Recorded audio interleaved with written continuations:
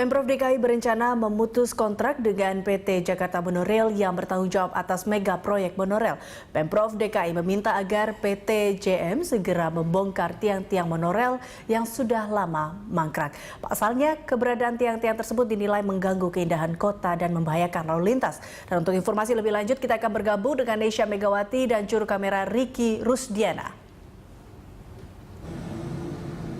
Ya, Nesya, kapan akan dimulai pembongkaran tiang-tiang monorail itu?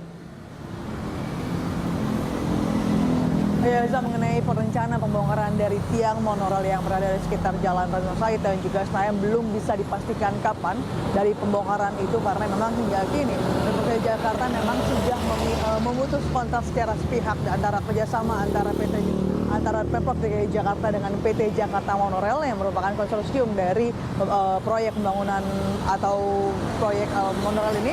Tapi hingga kini mengenai kapan rencana juga teknis pelaksanaan dari pembongkaran itu sendiri masih belum bisa dipastikan kapan dan seperti apa, karena memang tiang panjang ini masih ada sengketa antara PT Jakarta Monorail dengan PT Adikarya mengenai pemilikan, bahwa ini 90 tiang panjang monorail yang sudah dibangun sejak tahun 2007 merupakan punya atau milik dari PT Adikarya, sementara PT Jakarta Monorail kemarin sudah ditunjuk beberapa setahun yang lalu sudah ditunjuk oleh PT Jakarta, sehingga memang ada beberapa pihak, Eliza, yang terkait mengenai pembongkaran dari tiang panjang monorail sendiri, yakni bahwa Pemprov Jakarta sudah memutus kontrak pembangunan atau proyek dari monorail, sementara untuk pembongkaran sendiri tiang panjang dimiliki oleh PT Adikarya. PT Jakarta meminta bahwa mengenai pembongkaran itu sendiri diserahkan kepada PT Jakarta Monorail dengan PT Adikarya, bagaimana teknis pelaksanaan dan juga kapan tepatnya tiang panjang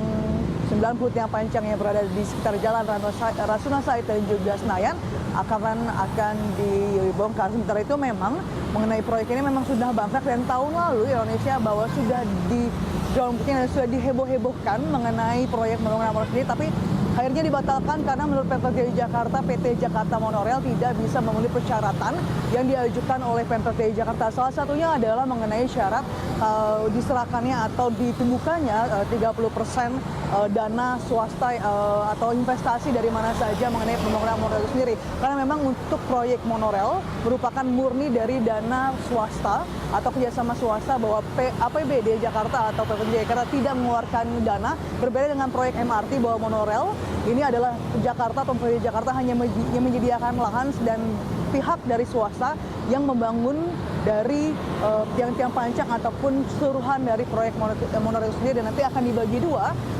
selebihnya atau keuntungan dari proyek dari monorail itu sendiri. Eliza. Baik, terima kasih Nesya. Demikian Nesya Megawati dan juru kamera Ricky Rusdiana melaporkan langsung dari Kuningan.